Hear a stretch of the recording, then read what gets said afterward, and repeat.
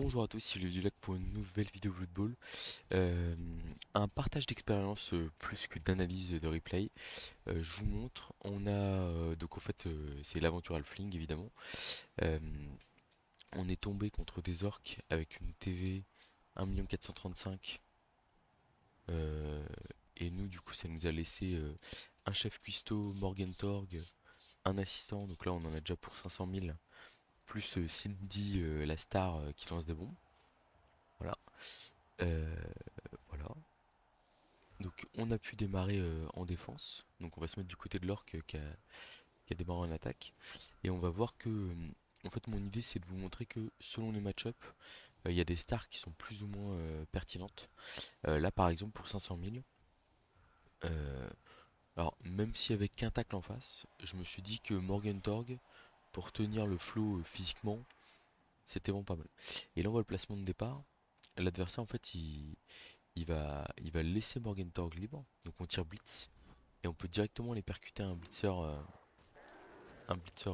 garde châtaigne qu'on met KO grâce à la châtaigne plus 2, ainsi sur la blessure, donc c'est pas mal.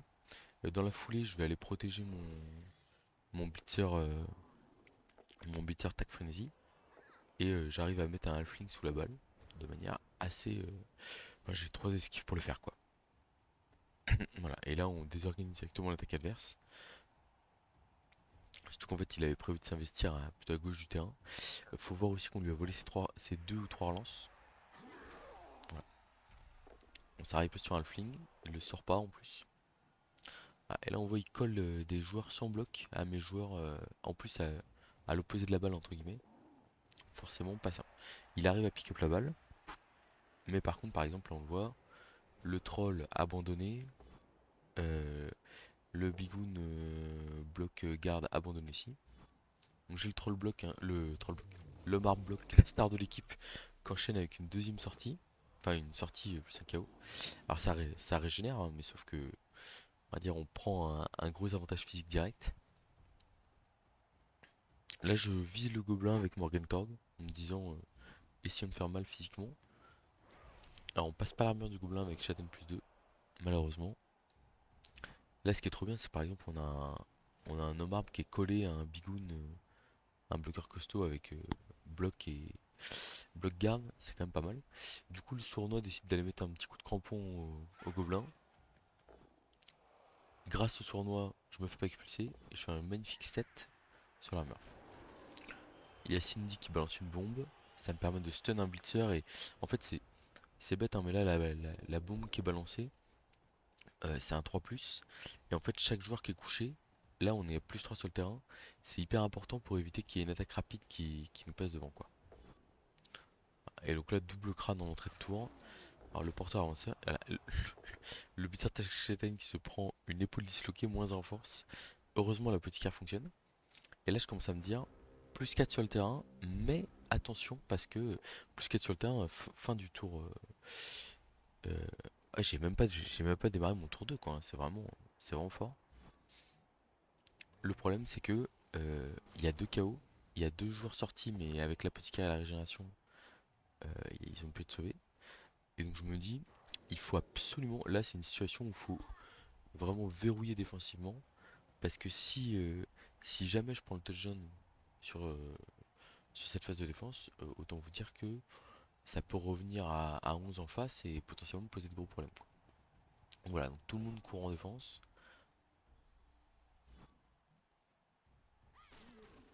J'aurais peut-être dû suivre sur ce blocage pour 1, 2, 3, 4, 5 pour que le sournois puisse venir plus facilement. Petite erreur de ma part là, vous voyez, des petites choses comme ça. On continue la boucherie. Enfin, voilà, enfin, les orques explosent littéralement. Ah là, vous voyez, une petite erreur, j'aurais dû suivre le blocage pour avoir un rush de moins avec le sournois qui passe pas l'armure d'ailleurs. Je tente de balancer une bombe, je m'explose tout seul. Là, il fallait bien que je rate quelque chose quand même parce que ça commence à devenir assez critique.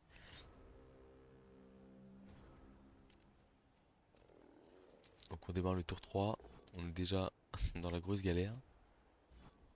Il y a des halflings qui tombent, les armures sont même pas passées. Enfin, c'est un peu ridicule, hein, mais pour le coup, je voulais vous partager ce match. ma dose de bonheur. Imaginez, vous êtes dimanche soir. Là, il y a une esquive du blitzer avec esquive un relance 2 je crois, un truc comme ça. Enfin, donc on a le porteur qui est atteignable, mais c'est pas si simple que ça. Enfin, c'est pas si simple que ça. Faut réussir à faire tomber un bigoun là. Donc je dois faire un petit rush par exemple pour avoir 2 dés. J'ai une petite flèche. Là, du coup, ce qui est pas mal, c'est que j'ai un push-push qui me permet de gagner une case avec l'arbre. Bah non, en fait, ça change rien. Dans tous les cas, j'étais 1-2, boum. On arrive finalement à faire tomber le bigoun qui nous gênait. De toute façon, on avait juste besoin d'une flèche, hein. Le marbre accepte de blitzer. 3D, triple flèche. On décide de relancer, en plus on a bloc. Donc je me suis dit, bon, le risque que ça se passe mal est très faible. On passe l'armure, alors on le tue pas. Ça m'aurait un peu embêté que ça finisse en public, mais ça n'a pas été le cas. Ah, il y a Morgenthau qui bloque de l'autre côté.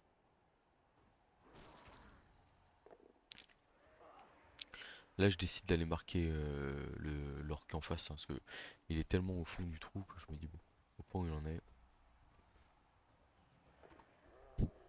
Et là, je me dis, bon, allez, le sournois, il faut qu'il aille marquer. Le touchdown, il manque de l'XP, là, il a 2 touchdowns à ce moment-là d'aller chercher le joueur de l'OL. Voilà. Ça blitz un halfling ici.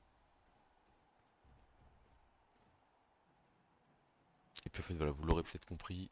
Parce que du coup, je viens de voir qu'il y avait des tours en grisé en haut. L'adversaire a tout simplement concédé après ça. Je trouve ça un peu triste. Parce que pour le coup, enfin, c'est la première fois qu'on concède face à Malfling. Parce que les joueurs ont toujours l'espoir de pexer en face. Je peux tout à fait comprendre. Parce qu'en fait, il a utilisé la petite guerre. Jusqu'ici, entre guillemets, il s'en sort pas si mal que ça sur les blessures. Et le match est quasi perdu. Mais voilà, moi j'aurais pas dit non à marquer un peu de pex avec mon halfling sournois. Et j'étais très triste. Voilà. Voilà. Donc voilà, donc Morgentorg, qui a pas eu un rôle décisif, mais qui a, voilà, entre les hommes arbres et lui, beaucoup trop de puissance physique. Et, euh, et bah au final, c'est une victoire contre des orques. Et donc du coup, un deuxième match pour vous. Attention, fermez les yeux le temps que je lance le replay. Hop, hop, hop, 3, 2, 1. C'est parti. Donc cette fois-ci, c'est un match entier que je vous partage. Euh, donc là, on est sur des ailes Sylvain. On n'en croise pas tant que ça dans le ladder. Une énorme différence de TV alors qu'il a pas tant de choses que ça. Euh, attends, tac, on va voir. Donc là, en gros, ouais, 480, 580 000 le premier match. Du coup, je me suis permis de prendre Griff Oberwald, un Cuisto Halfling, Puggy Laine de Bacon pour avoir un bloc supplémentaire. Et voilà. En fait, on voit l'équipe Sylvain, elle a beaucoup de blocages. C'est-à-dire qu'il y a un homard bloc, un 3 quarts bloc, un 3 quarts bloc esquive, un passeur bloc esquive, je crois qu'il y a 2 3 quarts bloc en tout. Voilà. Une équipe bien complète. Et c'est vrai que je me suis dit, bon, ça va pas être facile. On va passer en phase attaque. Ah, donc pourquoi prendre griffe sur ce genre de match? Donc on perd un tour dès le début. Pourquoi prendre griffe sur ce genre de match? Tout simplement, ce que je vois, c'est qu'il y a un seul tacleur en face et que c'est du force 3. Donc en fait, je sais que griffe, dans ce style de match, il va s'exprimer très rapidement. Les hommes qui démarrent toujours très en forme. Bon, juste un passage d'armure. On encadre le mob adverse. Je beat avec Puggy, voilà.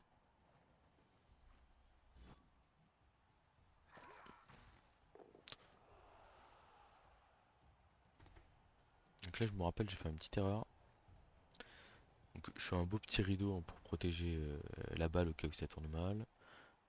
Là, mais c'est vrai qu'il y a même pas de danseur de gare à arracher la balle. En fait, c'est vraiment, enfin, la griffe sur ce genre de match, il est censé se régaler.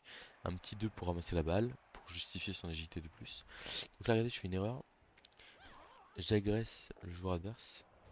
Sauf qu'en fait, j'aurais dû l'agresser, enfin, j'aurais dû agresser celui qui est à gauche ici. Parce que là, en fait, avec la flèche, il aurait pu repousser mon halfling sur nous au contact de l'homard bloc et lui mettre un gros 3D bloc dans la tronche. Heureusement, il l'a pas fait. Et ça aurait pu être potentiellement le tournant du match. Donc j'ai le marbre bloc Donc là je me suis dit que j'allais fuir le contact de le marbre bloc.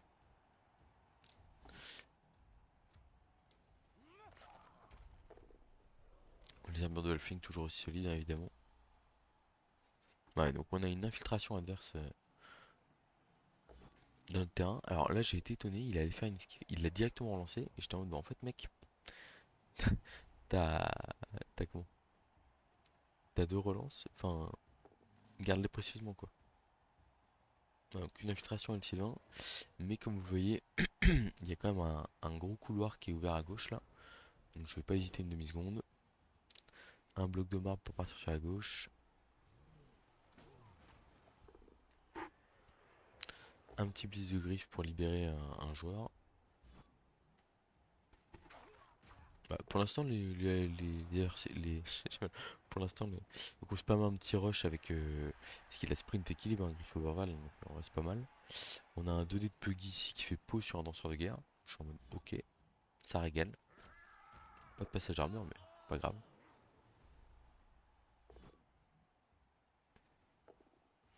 Donc, finalement, je reviens au contact de la marbre avec mon marbre. Je me dis que c'est pas perdu.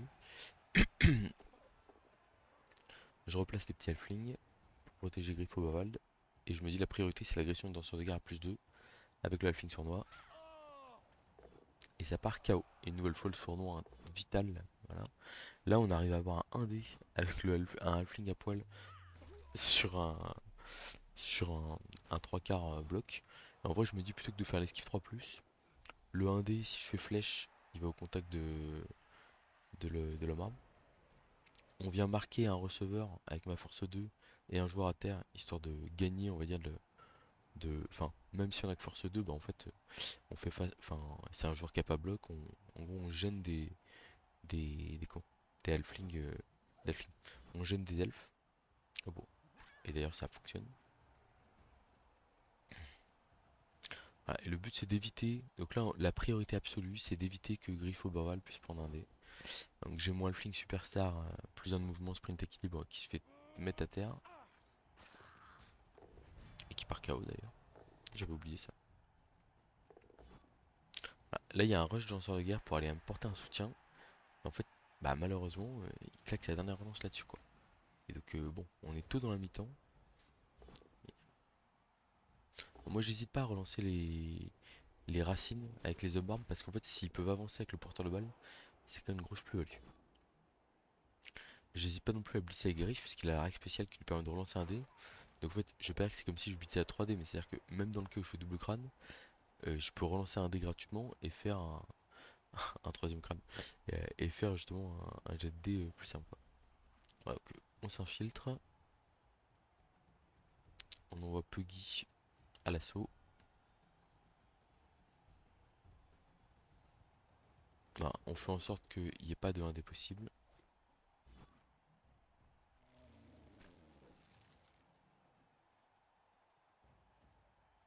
Et puis on agresse avant de faire les esquives en disant bon, malheureusement on passe pas l'armure. Donc du coup derrière on se permet de faire les esquives de Halfling. Là je me suis dit que j'allais annuler le. Je me suis dit je vais sacrifier un Halfling sur le danseur de guerre pour annuler le soutien à le marbre et le forcer à mobiliser des joueurs à un endroit du terrain où je suis pas très intéressé. C'est-à-dire que si mon homme arbre sans bloc neutralise un homme arbre bloc et un hôtel sylvain, en vrai c'est très très bien. Et si en plus dans l'hôtel sylvain il y a le danseur de guerre, voilà. Voilà, on voit le marbre qui résiste, hein. Donc là, il y a le sournois qui va prendre 2D. C'est une cible. Enfin, je trouve qu'il a très bien ciblé les joueurs qu'il avait à cibler. Par contre, là, par exemple, il est allé au contact. Moi, je suis pas convaincu. Non, donc ça colle un peu. Enfin, ça colle. Non, mais ça colle beaucoup en vrai. Ça colle beaucoup.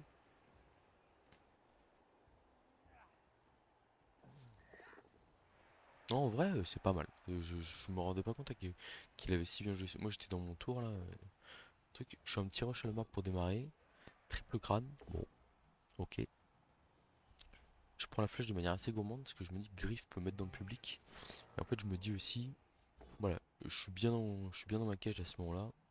En vrai, pourquoi s'embêter? Bon, le public n'est pas. Oh, un petit chaos quand même.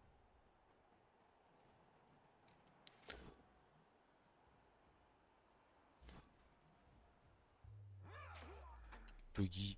Puggy, à chaque fois qu'il joue avec moi, il fait minimum une sortie. C'est son. Si je le recrute, toujours une sortie. Je tente une esquive pour aller faire un 2D de l'autre côté. Et donc là, en vrai, il y aurait eu une opportunité, je pense, pour aller chercher un 1D sur griffe. Si je dis pas de bêtises. Attends, toc, je me mets à la place de l'adversaire. Euh, Ah, le truc, c'est qu'il faut absolument faire tomber ce halfling et le sortir, quoi. Ou alors faire peau et pas le sortir. En gros, il fait peau là, mais du coup, il a sûrement besoin de l'aide d'un soutien, peut-être avec lui. En vrai, il peut. Il peut ramener lui là ici.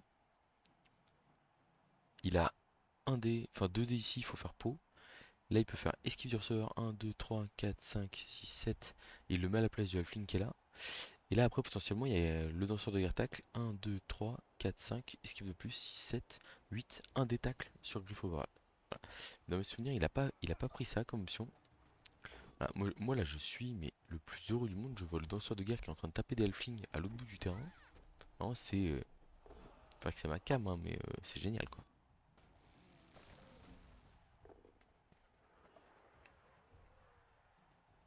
Ouais, donc ça se colle quand même beaucoup en face.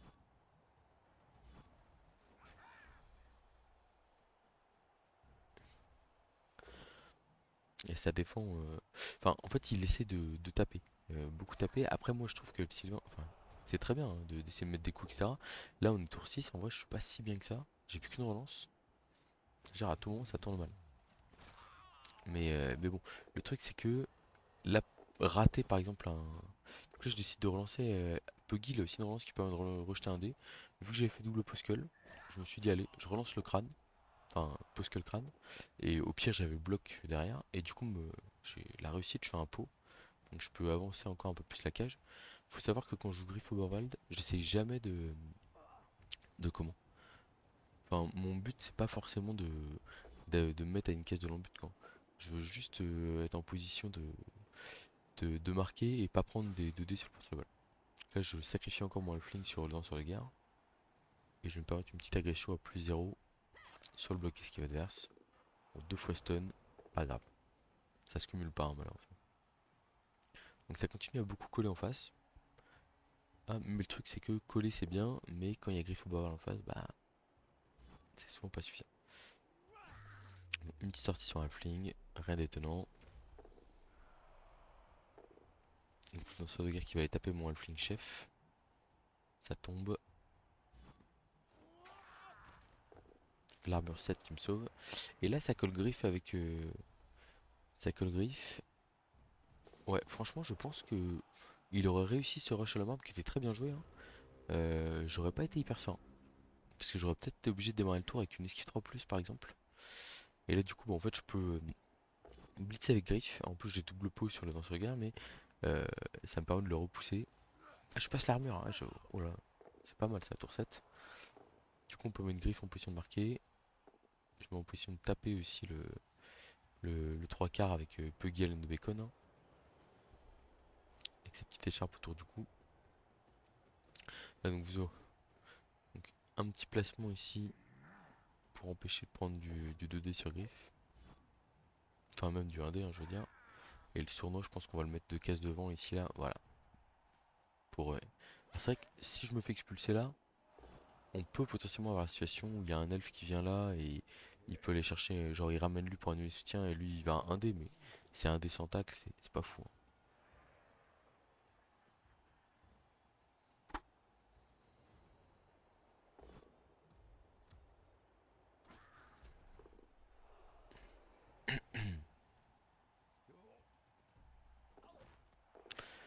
Ça rate une petite 3 plus sur un sable.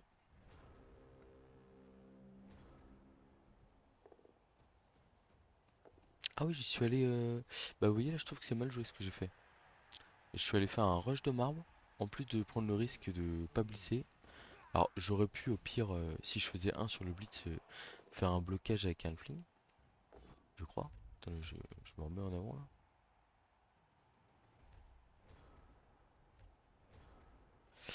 Euh, ouais, non, j'aurais pu faire l'esquive de plus sur un sable, mais en vrai, c'était pas terrible. Je pense qu'il aurait mieux valu faire un 2 3 4 5. Je relève sur le fling, lui voilà, et je blitz à 3 avec griffe. Sachant qu'en plus j'ai la relance de pro si je fais triple crâne ou triple Pascal. Et au pire j'ai la 2 plus ensemble.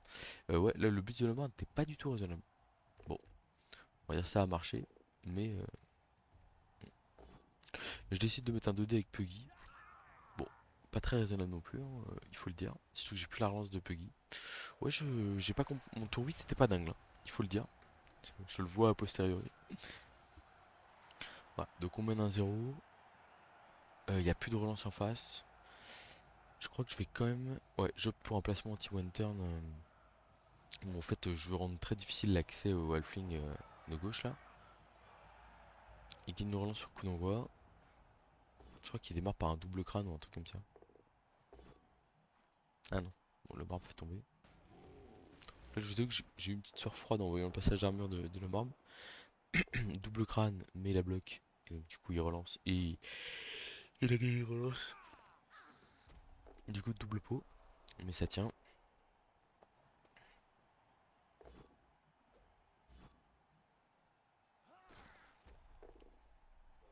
Bon, voilà, je me rappelais plus trop comment avait joué l'adversaire. Et c'était pas si malin.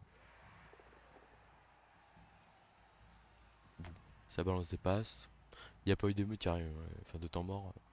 Il s'est mis là, mais ça ne sert à rien. Là, je crois qu'il va tenter le marbre en fin de tour sur le marbre. Ça passe pas. Et après, crâne. Voilà. Donc, on a fait deux sorties. On a fait un KO sur le 1D. Là, je me rappelle plus de ça. Est-ce qu'il va revenir à la mi-temps ou pas? Et le KO ne revient pas. Ah, ça, c'est marrant. Franchement, taper un 1D, un marbre. Enfin, quel est l'objectif? Je veux dire, vraiment. Donc, j'ai opté pour le même placement. J'ai retiré Blitz sur mon. Ouais, ça, forcément, ça va être pas mal, hein. Ah, donc, du coup, je suis avec Puggy à 2D. Sur un petit receveur. En fait, de toute façon, dans tous les cas, je me suis dit, je vais lui foutre le Dawa à droite et je vais aller foutre la merde avec Griff en profondeur, on va dire derrière. Voilà. Donc là, faut le voir, il a plus qu'une relance entre guillemets. Alors là, c'est marrant, j'ai pu utiliser la relance de professionnel sur Griff. Ça a raté en relançant. Voilà.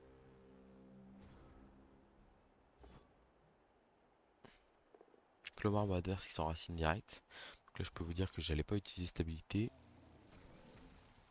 Ça fait. En fait, là, c'est bête, hein, mais on passe d'un -2 à la mi-temps à un KO en moins, donc -3, et le membre qui s'enracine -4. Et du coup, bah en fait, ça rigole beaucoup moins quoi.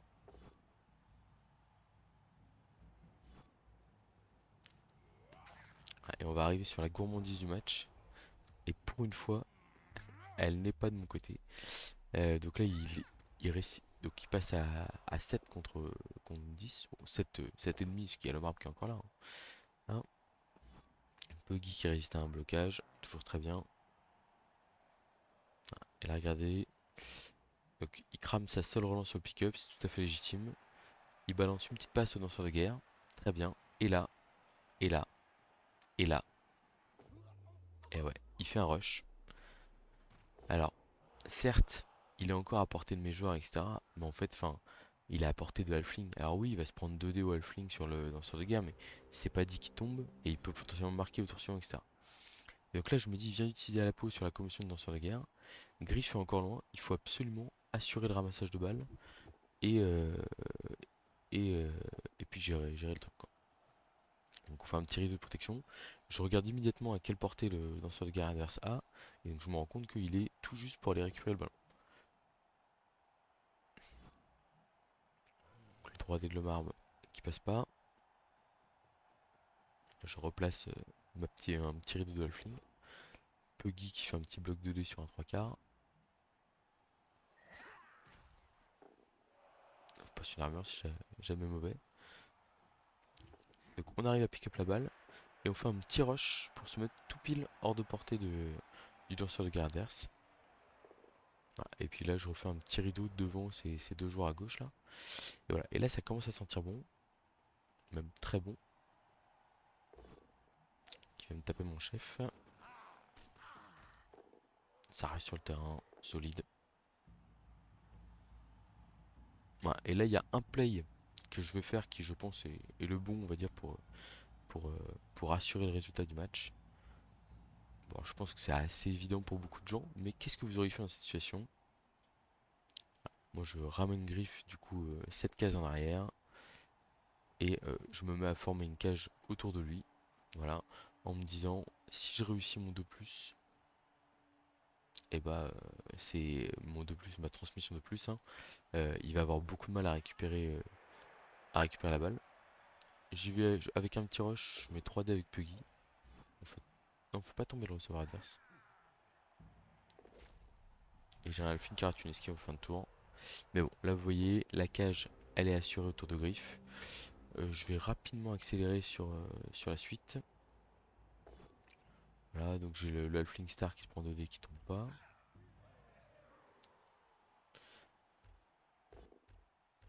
Là ça agresse mon pauvre Halfling sur nous qui reste sur le terrain.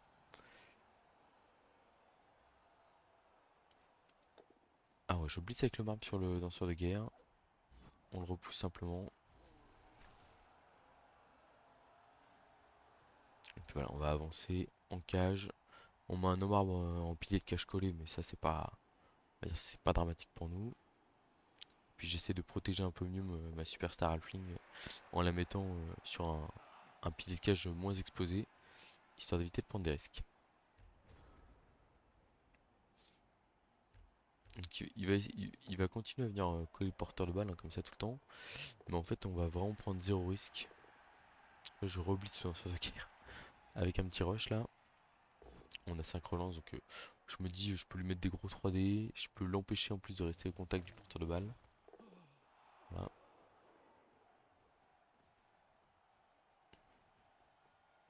Puggy qui peut mettre 3D sur un receveur. On prend tous les joueurs.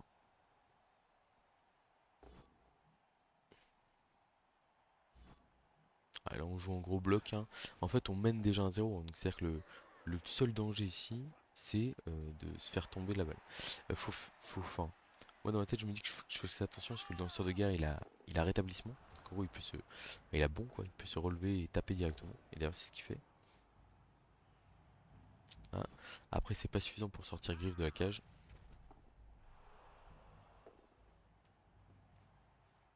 Ah, mais il essaye on va dire de bouger un peu Griff. Et donc faut rester concentré parce que on a vraiment la possibilité de se le faire. Enfin, on sait jamais quoi. Un relancin est vite arrivé. Donc là on a deux joueurs collés à Griff à la fin du tour. On est tour 13, il reste encore pas mal de temps. Il faut éviter, enfin, faut essayer de prendre le moins de risques possible. Voilà. Donc là, la case clé, c'est la case qui est occupée par Puggy, ici qui me laisse une sortie à 2+, juste devant. Donc, on voit que le marbre se prend le danseur de guerre se prend des pots, mais résiste plutôt bien. Donc je décide d'aller vers l'avant, ici.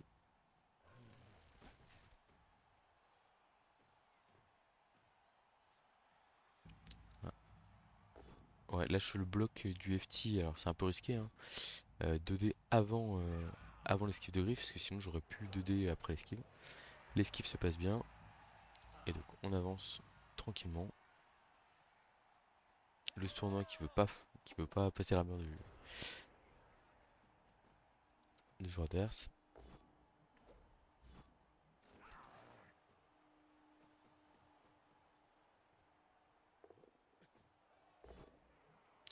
Donc le danseur de guerre qui continue à m'embêter, qui va encore coller griffe. Bon, après j'ai envie de dire, je lui passe pas trop ses armures, mais lui non plus. Donc en fait en soi, c'est pas une mauvaise chose.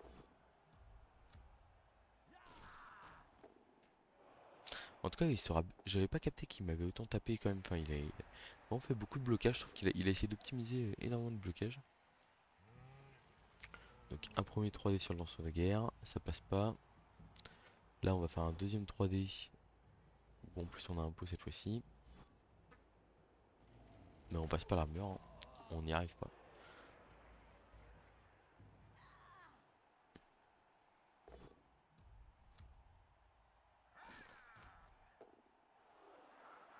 Là, je me dis en termes de blitz, en fait, le mieux c'est de blitzer avec griffe. Alors par contre, je fais une. Enfin, c'est pas terrible, hein. Euh, En fait, je décide de blitzer là pour libérer le sournois. Mais en vrai, c'est pas ouf parce que du coup, ça me fait faire une esquive avec griffe. Alors que j'aurais pu par exemple aller taper le 3 quarts derrière, tranquillement. mettre un 2D avec le sournois. Moi j'étais un peu trop focalisé sur le danseur de garde adverse. Donc danseur qui revient d'ailleurs au contact de mes joueurs. Bah, bon, vous voyez quand même globalement c'est un match qui est maîtrisé, hein. C'est-à-dire que à partir du moment où la balle est dans les mains de Griff, voilà, mais c'est pas le match idéal dont je me rappelais. Il y a des petits. Enfin, en fait, on s'est mis en position de si Griff nous lâchait, ou si le marbre nous lâchait par exemple en fin de première mi-temps, d'être en grand danger. Là, je vais faire un choix tour 15 qui est très classique, hein. Regardez toujours le chrono. Si vous menez au tour 15 en fin de match, voilà, là regardez, je suis une esquive de plus, mais en fait c'est pour aller mettre un 3D sur le receveur adverse, qui est le seul joueur en position de marquer. Et du coup là, c'est échec et mat. C'est-à-dire que euh, je mène 1-0. Alors oui, Griff va pas marquer deuxième touchdown, mais en fait je m'en fiche. En plus, il a pas d'XP entre guillemets dans la team, donc c'est pas nécessaire quoi. Bon, une petite sortie quand même pour faire un peu d'XP. Le marque bloc qui avait jusqu'ici était c'était un petit triple crâne, mais à part ça, pas grand chose. Donc là, la flic s'énerve un peu tour 15.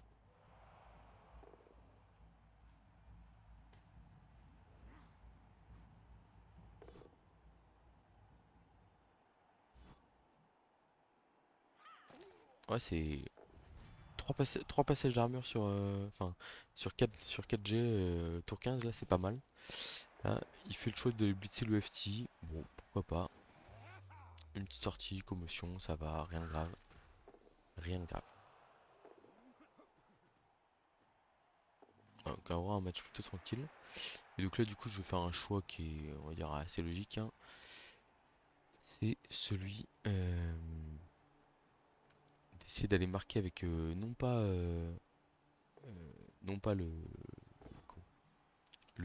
la superstar plus un mouvement, qu'on a limite envie de préserver pour comment? Pour des temps un peu plus durs. Mais pourquoi est-ce que j'avance là-bas? Je sais pas ce que. Ah oui, c'est pour laisser la place. Pour essayer de le protéger un peu. Voilà, donc je pars sur une transmission au sournois. Comme je l'avais dit sur le match d'avant, il me manquait deux touchdowns pour aller chercher le joueur de Loyal. Et donc, réception faite, touchdown tour 16. Et on est pas mal. On est pas mal. Voilà, donc j'avais envie de vous partager ces deux games de Halfling qui se sont très bien passés, pour vous montrer un peu aussi que voilà, sur du match-up lourd, Morgentorg avec les deux arbres, le cuistot c'est la base, mais Morgentorg avec les deux arbres, bah, en fait ça peut être très difficile à gérer même pour du nain, de l'orc, enfin en fait c'est vraiment des gros morceaux quoi, et puis comme j'ai un arbre bloc, alors c'est vrai que j'avais pas vu, l'adversaire était gold, hein, mais je trouve qu'il a vraiment joué de manière correcte. Et voilà. Et du coup, nos Halflings qui sont à 1 million 1779. Donc la prochaine partie, ce sera pas tout de suite, mais ce sera une partie qui sera enregistrée, hein, pour essayer d'aller chercher le diamant. Et je sais qu'il y a Promis qui a réussi à passer diamant avec ses Halflings. On essaiera nous aussi, voire même d'aller chercher le master. Je pense que... Alors, c'est un peu tard pour poser la question dans la vidéo, mais je vous pose la question. Voilà, là on en est à un stade où il reste combien de temps il reste dans le... et je crois qu'il reste même pas... on n'est pas à la moitié, mais on a quand même fait plus d'un tiers du chemin. Voilà, il reste 49 jours. Et du coup, au moment où cette vidéo sort, il en restera ouais, peut-être une trentaine. Et du coup, la question c'est de se dire, est-ce que c'est la plus classe d'aller tenter de chercher un master avec les gobelins, bon, qui sont un peu loin, mais en vrai, qui ont des games en retard, euh, ou les halflings, ou est-ce qu'il faut aller chercher le top ladder avec les elfes noirs? C'est la question que je me pose. Euh, En vrai, il y a des chances que je rajoute des games un peu sur toutes les trois équipes d'ici que la vidéo sorte, parce que j'ai un peu d'avance pour une fois. Mais du coup, n'hésitez pas à me dire si vous êtes plutôt intéressé par avoir du top ladder avec les elfes noirs, ou si au contraire, le challenge diamant, voire master avec des minus, ça vous fait rêver quoi. Voilà, franchement, je m'en remets à vos votes, donc j'espère que vous avez regardé jusque-là pour pouvoir me donner votre avis. A très bientôt pour de prochaines vidéos.